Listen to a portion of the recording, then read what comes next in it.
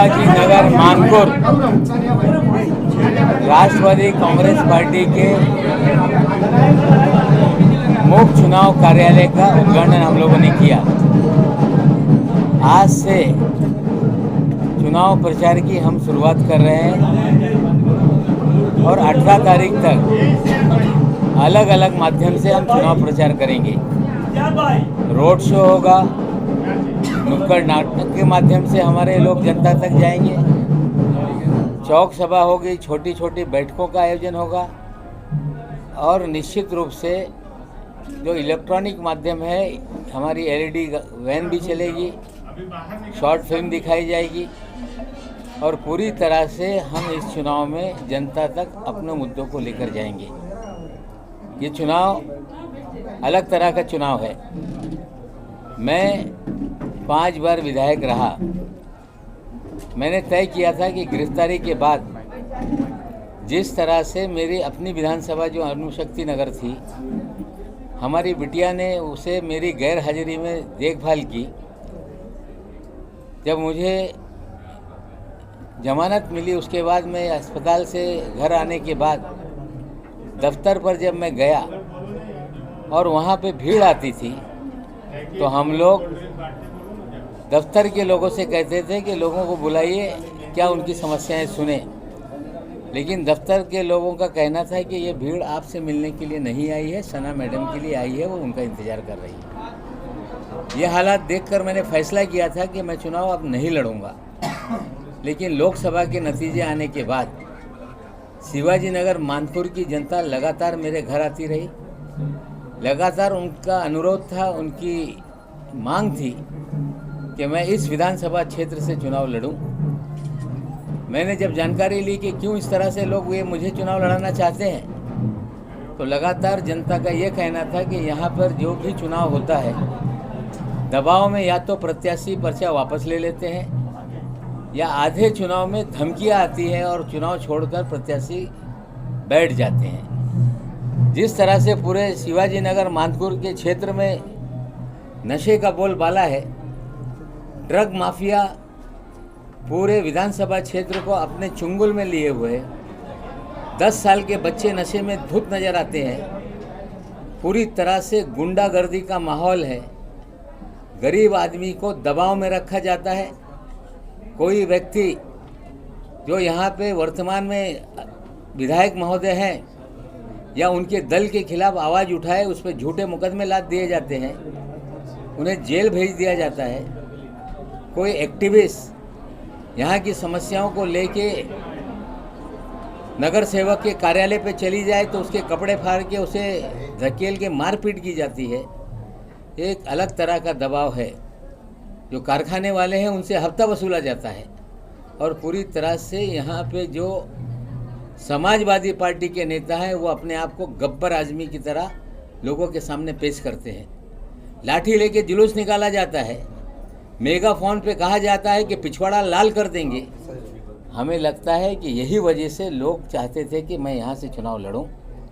हमने फैसला किया, पार्टी ने यहाँ पर अधिकृत रूप से मुझे चुनाव लड़ाने का फैसला किया है और मुझे पूरी उम्मीद है कि जनता ने अगर मुझे यहाँ खड़ा किया है तो जनता पूरी ताकत से मेरे साथ रहेगी। जहाँ तक सवाल है यहाँ पर चुनाव लड़ने का, मैं किसी व्यक्ति के खिलाफ चुनाव नहीं लड़ रहा, मैं यहाँ पर किसी दल के खिलाफ चुनाव नहीं लड़ रहा, मैं नशे के कारोबार के खिलाफ चुनाव लड़ रहा हूँ, मैं गुंडागर्दी के खिलाफ चुनाव लड़ रहा हूँ, मैं यहाँ की हफ्ता उगाही के खिलाफ चुनाव लड़ रहा हूँ। और अभी कुछ भ्रम फैलाया जा रहा है कि 2 लोगों की लड़ाई में भारतीय जनता पार्टी शिवसेना गठबंधन का उम्मीदवार जीत जाएगा। पिछले लोकसभा चुनाव में जिस तरह से नतीजे थे, इस विधानसभा क्षेत्र में मात्र 28,000 वोट जो महायुति के उम्मीदवार को मिले थे। अभी यहाँ पे जो उम्मीदवार है, हमें लगता है मात्र 8,000 वोटों में सिमटने वाला है। लड़ाई सीधे है और जब जनता कोई चुनाव अपने हाथ में ले लेती है तो वो जनता चुनाव जब लड़ने लगती है तो नतीजे बिल्कुल अलग तरह के आते हैं। हमें पूरा विश्वास है कि इस चुनाव में जनता की लड़ाई हम लड़ रहे हैं, जनता हमारे साथ है। और भारी मतों से चुनाव को हम जीतेंगे। सर देखा गया कि एसएमएस कंपनी के लिए समाजवादी पार्टी ने और बहुत सारे शिवाजी नगर के एनजीओ ने मुद्दा उठाया, लेकिन बार बार जो है सिर्फ उसको रैली बनाकर ही एक साइड में एक प्रोग्राम बनाकर लोगों को इकट्ठा कर रख दिया गया। तो आपका सर इस बारे में क्या विचार रहेगा कि सबसे पहले एसएमएस कंपनी और डंपिंग के बारे में आप क्या सोचते हैं? देखिए, पूरे शहर की डंपिंग यहाँ पर होती है। डंपिंग को साइंटिफिक तरीके से अगर किया जाए तो समस्या कम हो जाती है। जहाँ तक बायोमेडिकल वेस्ट को डिस्पोज करने के लिए एसएमएस कंपनी बनाई गई, जिसके वजह से भारी प्रदूषण होता है।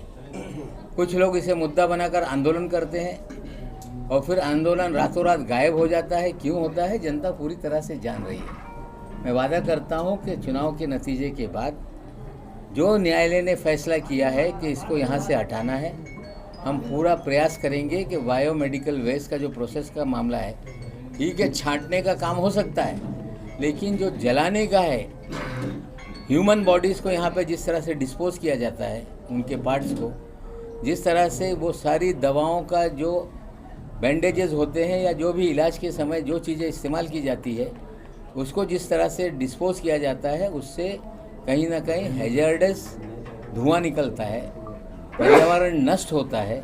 अगर हाईकोर्ट ने ऑर्डर दिया है तो सरकार की जिम्मेदारी बनती है कि इसे बंद किया जाए। हम पूरी प्रयास करेंगे कि यहाँ पर वो सारे एक्टिविटीज़ को बंद कराया जाए। शिवाजी नगर की जो मौत की ब्रिज कहा जाने वाली जो ब्रिज है, उसके बारे में आप क्या कहना चाहोगे कि जब तक वो ब्रिज नहीं थी तो पूरा श्रेय जो है अबू आसिम आजमी ने लिया कि ये ब्रिज मैंने बनाया है, मैंने इसका अप्रूवल लिया है। लेकिन जब उसके ऊपर जब लोगों की मौत होने लगी, बाइक्स और कार्स के एक्सीडेंट होने लगे, तो उसके बाद में उन्होंने अपना पल्ला झाड़कर कहा कि बीएमसी ने अपना काम बराबर नहीं किया। तो इस बारे में आप क्या कहना चाहोगे? ऐसा है कि विकास जो शहर का है, जो मेगा प्रोजेक्ट होते हैं महानगर पालिका की, कोई व्यक्ति कहे कि हमने किया है, तो हमें लगता है यहाँ से जो मानपुर घाट के ऊपर लिंक है उसका ट्रैफिक ढंग से चले, इसलिए ये ब्रिज बनाया गया। लेकिन उसका उद्देश्य था कि जो डंपिंग ग्राउंड की गाड़ियाँ हैं वो इस पे से जाएं, ताकि जो एक्सीडेंट लगातार वहाँ पे होते हैं, एक आम भी वहाँ बनाया गया। जिस तरीके से आज से 2 से ढाई महीना पहले गोंडी की जनता नवाब मलिक साहब को पर्सनली जाके मिलने का काम की और यहाँ के हालात से उनको आगाह करने का काम किया, तभी नवाब मलिक साहब ने धीरे धीरे यहाँ के लोगों से संपर्क करने का काम किया। तो जनता इतनी तरसते है कि वो यहाँ पे बदलाव चाहती थी, लेकिन उनका ये भी कहना है, नवाब मलिक साहब आपके ऊपर दबाव आएगा, कहीं आप दबाव में आके ऐसा ना हो नॉमिनेशन वापस ना ले लें। लेकिन नवाब मलिक ने उसी दिन वादा किया था, अगर आप लोगों ने मुझे बुलाया तो मैं आपकी कसौटी पे खरा उतरूँगा, और आज वो आप देख सकते हो। आज के बाद से चुनावी रैली चालू हो जाएगी, किन किन मुद्दों को लेकर आप लोगों के बीच जाएंगे? यहाँ के मुद्दे जो है नवाब मलिक साहब आप लोगों को बताने का काम किए।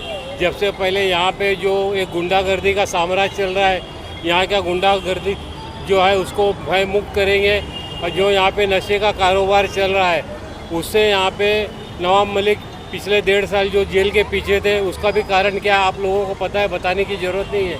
और यहाँ पे जो डंपिंग ग्राउंड का एक मसला है, जिसकी वजह से लोगों में स्वास्थ्य को लेके एक बहुत बड़ी समस्या है, वो मामला हल करेंगे। कुल मिला के आपको ये बताना चाहता हूँ कि अक्टूबर 96 में नवाब मलिक साहब जब यहाँ से पहली मरतबा नेहरू नगर से आमदार बने थे, उन्होंने एक ही वादा किया था, किया है, काम करेंगे, झूठा वादा नहीं करेंगे।